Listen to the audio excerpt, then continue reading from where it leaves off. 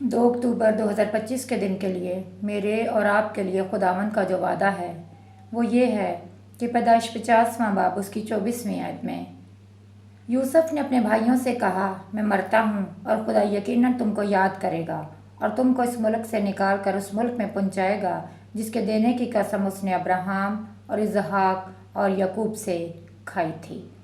یہ وہ وعدہ ہے جو خداوند نے اپنے لوگوں کے ساتھ کیا، جو یوسف کے ساتھ، جو ابراہیم، اسحاق اور یعقوب کے ساتھ کیا اور ان کی نسل سے کیا، وہی وعدہ آج میرے اور آپ کے لیے بھی ہے۔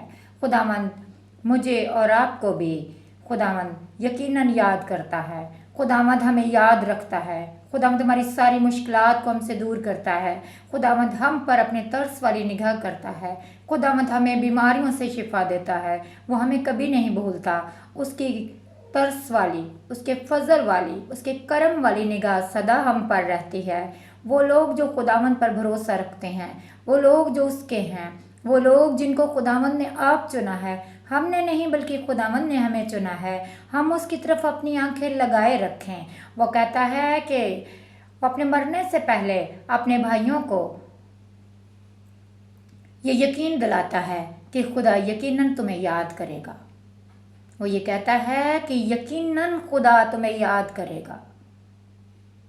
کہتا ہے وہ تم کو اس ملک سے جس میں وہ اسیری میں گئے، جس میں انہوں نے بہت دکھ تکلیفیں سہیں، جس پر ان پر بہت ظلم ہوئے، جس پر انہوں نے بہت دکھ سہا، اور پھر جب انہوں نے روئے، جب انہوں نے واویلا کیا، جب انہوں نے خداوند کو پکارا تو خداوند نے ان کی سنی۔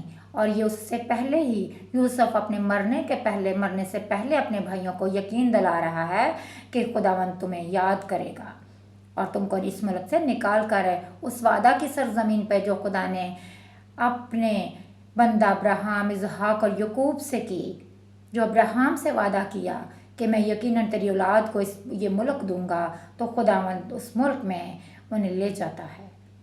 خداوند اپنا وعدہ یاد کر رکھتا ہے۔ خداوند کے سارے وعدے ہمیں سچ ہیں۔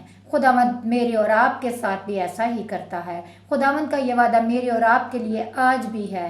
آج ہم ایمان رکھیں کہ خداوند ہمیں ان ساری مشکلات سے، ان ساری آزمائشوں سے، ان ساری ایسی بڑی پریشانیاں جو ابلیس کی طرف سے ہوتی ہیں، خداوند ان میں سے ہمیں نکال لے گا۔ اس کا وعدہ ہے، وہ نکالتا ہے ہمیں صرف ایمان رکھنا ہے، ہمیں صرف اس کے پاس آنا ہے، ہمیں صرف اس پر بھروسہ رکھنا ہے کہ ہمارا خداوند یہ سب کچھ کر سکتا ہے۔ یوسف نے اپنے بھائیوں کو یقین دلایا، اور خداوند کا پاک کلام ہمیں یقین دلاتا ہے کہ خداوند ہمارے لیے ایسا کرے گا۔ ہمیں ایمان رکھنا ہے کہ اس نے ایسا کر دیا ہے۔ ہم خداوند پر بھروسہ رکھتے ہیں۔